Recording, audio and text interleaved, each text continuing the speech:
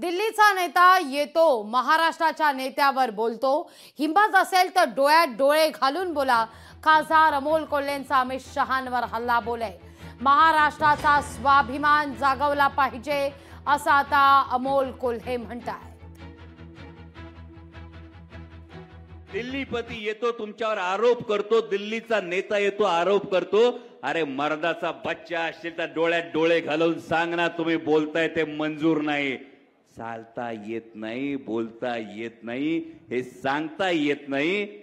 याचं कारण जो महाराष्ट्राचा स्वाभिमान होता, जो इतिहास होता. विचार करा, दिल्लीच्या दरबारात जेव्हा महाराज उभे होते तेव्हा महाराजांना काय केलं औरंगजेबाने? पुढच्या रांगेत उभं केलं का? मागच्या रांगेत उभं केलं का नाही? मागच्या रांगेत उभं केलं. मागच्या रांगेत उभं केल्यानंतर महाराज अस्वस्थ दिसल्यानंतर खिल्लत देव केली.